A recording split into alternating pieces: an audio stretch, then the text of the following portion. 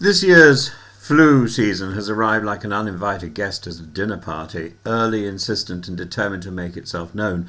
According to the UK Health Security Agency, infections have already climbed to 8.2%, more than 3 times the rate of this time last year, with schools now serving as a main breeding ground for the virus. The sight of entire classrooms coughing in unison has become once again a seasoned ritual. And what is striking this year is not simply the scale of the infection, but its premature arrival over a month ahead of the usual curve. Duncan Burton, the England's chief nursing officer, has described the rise among children as particularly concerning, noting that when flu begins in schools this early, it usually sweeps quickly through households, then into the wider community, and the pattern is already evident. Hospital admissions have doubled in a fortnight, with the highest rates among the very old and the very young, precisely those least equipped to understand the virus. I actually got my flu injection this morning in the local Tesco's, or actually not so local, it was at least a 25-minute walk, and then I went back through town, so I'm practically exhausted.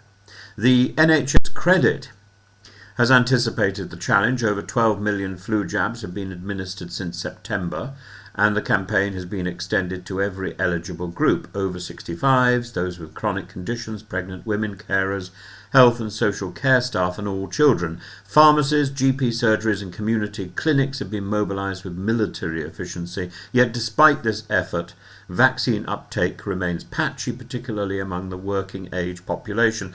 The benefits of vaccination could hardly be clearer. Studies have shown that a flu jab can cut the risk of serious illness by up to 60%, halve the likelihood of hospitalisation, and dramatically reduce mortality among high-risk groups. In children, vaccination has been found to lower the risk of life-threatening flu by 75%. Pregnant women who are vaccinated not only protect themselves but confer immunity on their unborn children in the crucial first months after birth.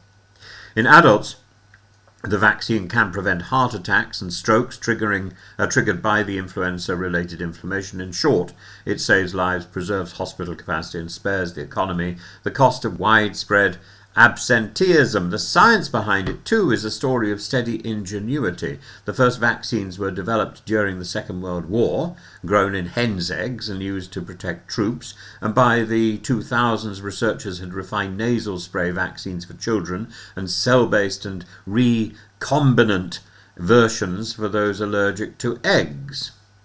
None of these vaccines can give you flu, they merely train your immune system to recognize and repel it. The principle is simple but profound: to make the body wise before the world turns cruel.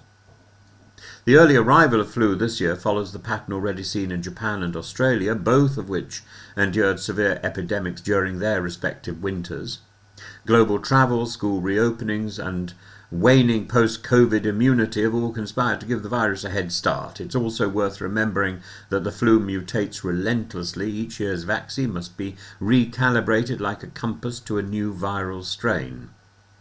There is, then, a civic duty here, as well as a medical one. Vaccination protects not only the recipient, but the people they might otherwise infect: elderly parents, newborns, immunosuppressed neighbours. It is a small act of public virtue, the biological equivalent of wearing a seatbelt or paying one's taxes. As Dr. Alex Allen of UKHSA put it, the vaccine is our best defence.